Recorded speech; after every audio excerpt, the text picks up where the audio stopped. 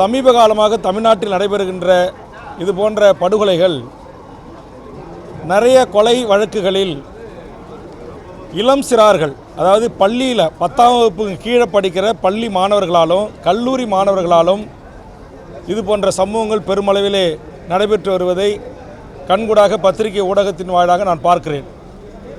அவர்கள் இது போன்ற சம்பவங்களில் ஈடுபடுகின்ற போது பிற்காலத்தில் அவர்களுக்கு ஆயுள் தண்டனை கிடைக்கும், தூக்கு தண்டனை கிடைக்கும், தன்னுடைய கல்வி பாதிக்கப்படும், தன்னுடைய குடும்பம் பாதிக்கப்படும் என்கிற எந்த சிந்தனையும் அற்றவர்களாக இருக்கிறார்கள்.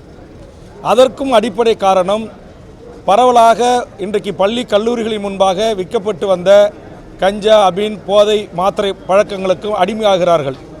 ஆக அதற்கு அடிமையாகாமல் ஒரு சீர்பட்ட, ஒரு செம்மையான ஒரு தமிழ் சமூகம் இளைய தலைமுறை உருவாக வேண்டும் என்று சொன்னால், நம்முடைய ஆரம்ப கல்வி முதல் ஆராய்ச்சி கல்வி வரை அந்த மாணவர்களை பண்படுத்துகிற, பக்குவப்படுத்துகின்ற கல்வி முறை வேண்டும்.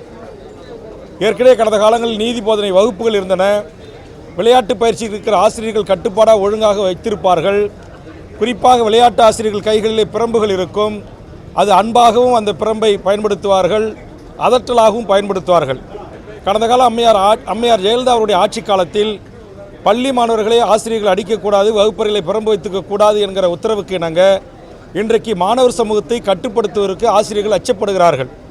அப்படியே கட்டுப்படுத்துகின்ற ஆசிரியர்கள், உங்களுக்கு தெரியும், கடந்த கால ஆட்சியில் சென்னையில் ஒரு வகுப்பறையில் ஒரு பெண் ஆசிரியர் குத்தி படுகொலை செய்யப்பட்டார். இன்றைக்கு ஆசிரியர்களை மாணவர்கள் வகுப்பிலேயே அடிப்பது, உதைப்பது, பெற்றோர்களையே கொலை செய்வது, தாயே மது வாங்குவதற்கு பணம் தரவில்லை என்றால் கள்ளை தூக்கி போட்டு தலையில் கொலை செய்வது, இது நாளொரு மேனியும் பொழுதுவனமும் அதிகரித்து வருகிறது. இதற்கெல்லாம் அடிப்படை காரணம், இன்றைய இளைய தலைமுறைக்கு, மாணவர் சமூகத்திற்கு சரியான பண்பு நெறிகளை, ஒழுக்க நெறிகளை, தலைமை பண்புகளை குறித்தான ஒரு சரியான ஆசிரியரின் ஊடாக அவர்களுக்கு அந்த கல்வியை போதிக்க தவறியது என்கிற அடிப்படையில் நம்முடைய அரசு இதையெல்லாம் கருத்திலே கொள்ள வேண்டும் என்ற அடிப்படையில் நான் கருத்து சொல்லி வந்து கொண்டிருந்த போது உடனே அவை முன்னவர் எழுந்து, சம்பந்தமில்லாமல் இதையெல்லாம் இங்கு பேசக்கூடாது என்று அவர் எனக்கான முழுமையான பேசுவதற்கான வாய்ப்பை பேரவைத் தலைவரிடம் முறையிட்டு தடுத்தது என்னால் ஏற்றுக்கொள்ள முடியவில்லை.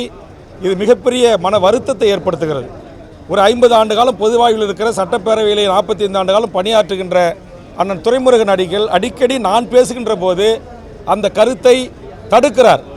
இதே நான் பேசிய அதே கருத்தை தான் பிறகு சில சட்டமன்ற உறுப்பினர்கள் பேசுகிறார்கள். ஒட்டுமொத்த அமைச்சர்கள், அவை முன்னவர், பேரவைத் தலைவர் அமைதியாக அவர்களுக்கு அனுமதிக்கிறார்கள். ஆக ஒரு ஆலோசனையை இந்த அரசுக்கு காவல்துறையிலே 1.5 லட்சம் பேர் பணி செய்கிறாங்க. அதில் ஏதோ விரல் விட்டு எண்ணக்கூடிய 1% காவல்துறையினர் இது போன்ற தவறுகளை செய்கிறார்கள்.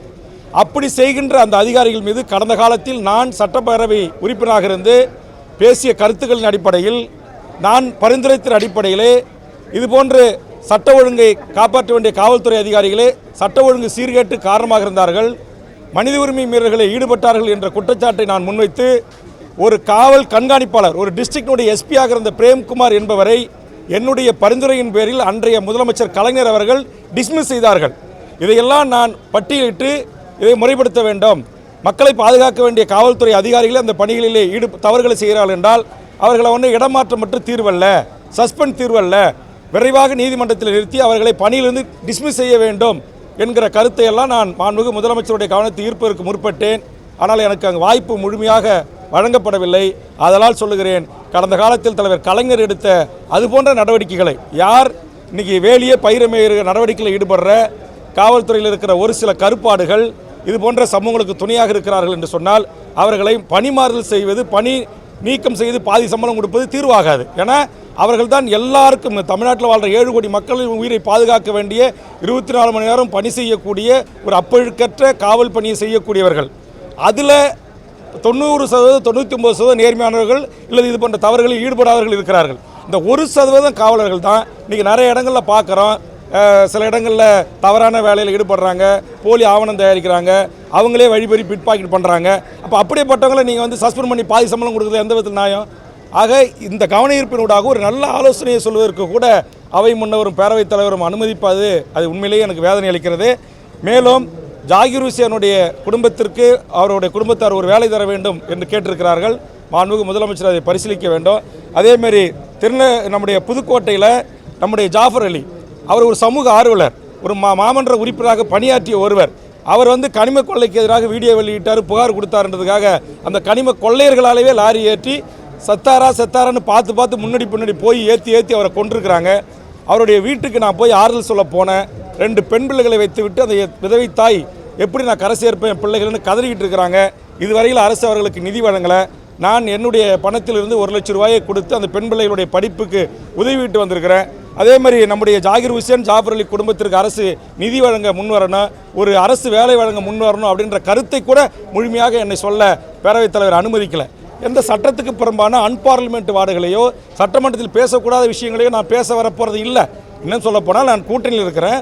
கூட்டணி கட்சி தலைவராக இருக்கிற வேல்முருகன் நான் சார்ந்திருக்கின்ற அரசுக்கு, அது குறிப்பாக முதலமைச்சர் துறையில் இருக்கிற காவல்துறைக்கு யாரெல்லாம் தவறு செய்கிறாங்களோ இதை எப்படி சரி செய்யலாம் என்கிற ஒரு நல்ல ஆலோசனையை கூட ஒரு 3 நிமிடம் 4 நிமிடம் ஒதுக்கி நேரமில்லா நேரத்தில் விவாதிப்பதற்கு கவன ஈர்ப்பு திருப்ப கொடுத்த என்னை அனுமதி மறுப்பது என்பது ஏற்படுதல்ல. ஆனால் 4வது தூணாக இருக்கிற எனது அருமை பத்திரிகை ஊடக நண்பர்களின் சார்பாக நான் அரசின் கவனத்தை, மாண்புமிகு முதலமைச்சரின் கவனத்தை ஈர்க்க நான் விரும்புகிறேன். அந்த அடிப்படையில் தான் சொல்லுகிறேன், மாணவர்களை இளம் வயதிலிருந்தே நாம் பயிற்றுவிக்க வேண்டும், பண்படுத்த வேண்டும், அவர்களை ஒழுக்க நெறிகளை கற்றுத்தர வேண்டும். இதுபோன்று தவறு செய்கின்ற 1.5 லட்சம் பேர் காவல்துறையில் பணிபுரிகிறாங்க. அதில் ஏதோ 1% காவலர்கள், அதிகாரிகள் இதுபோன்று தப்பான விடயங்களிலே துணை போகிறார்கள் என்று சொன்னால், அல்லது வேறு துறையில் இருக்கிற அரசு அதிகாரிகள் பாலியல் ரீதியாக அரசு பணிகளிலே செய்கின்றவர்களை துன்புறுத்துகிறார்கள் என்று சொன்னால் அவர்களெல்லாம் மன்னிக்கக்கூடாது. அவர்களெல்லாம் டிஸ்மிஸ் செய்து அவர்கள் மீது துறை ரீதியான வழக்குகளை பதிவு செய்து அவர்கள் சட்டத்தின் முன் நிறுத்தப்பட்டு அவர்கள் சிறையில் அடைக்கப்பட வேண்டும். அதற்கான வழக்கை நீதிமன்றத்தில் அவர்கள் சந்திக்க வேண்டும்.